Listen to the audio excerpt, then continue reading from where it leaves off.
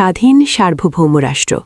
এই সত্যটি ১৯৭১ সালের রক্ত দিয়ে লেখা হয়েছে, কাগজে নয়।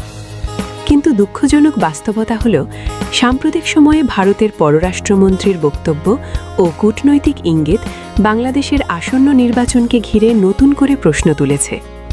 জামায়াত ও বিএনপিকে কেন্দ্র করে প্রকাশ্য মন্তব্য, পরোক্ষ হুমকি এবং কে ক্ষমতায় আসা উচিত, কে উচিত নয়, এমন ইঙ্গিত কেবল কূটনৈতিক শিষ্টাচার লঙ্ঘনই নয়, বরং বাংলাদেশের অভ্যন্তরীণ বিষয়ে হস্তক্ষেপের শামিল। একটি স্বাধীন দেশের নির্বাচন কারা করবে, কোন দল অংশ নেবে, জনগণ কাকে ভোট দেবে, এই সিদ্ধান্ত নেওয়ার অধিকার একমাত্র সেই দেশের জনগণের। কোনো প্রতিবেশী রাষ্ট্র যত বড়ই হোক না কেন, এই বিষয়ে মতামত দেওয়ার নৈতিক বা আইনগত অধিকার রাখে না।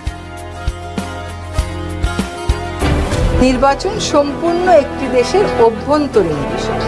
সেইখানে অন্য দেশ বিশ্লেষণ করতে পারে, কিন্তু মতামত তো দেওয়ার সুযোগ রাখে না। তার বিশ্লেষণ থাকতে পারে, কিন্তু কে জিতলে কি ধারণা করবে, জিতবার আগেই এত কথা বলে দিলে তো এই মন্তব্য বস্তুনিষ্ঠ সেরকম মনে করার আমাদের কোনো সুযোগ থাকছে না। ১৭৫৭ সালের পলাশী থেকে শুরু করে ১৯৪৭ ও ১৯৭১, যখনই বাংলার সিদ্ধান্ত অন্যের ইশারায় হয়েছে, তখনই এই ভূখণ্ড ক্ষতিগ্রস্ত হয়েছে। আজকের বাংলাদেশ সেই সময়ের বাংলাদেশ নয়। আজ আমরা ভিক্ষার বিনিময়ে স্বাধীনতা পাইনি, আমরা স্বাধীনতা অর্জন করেছি আত্মত্যাগের মাধ্যমে।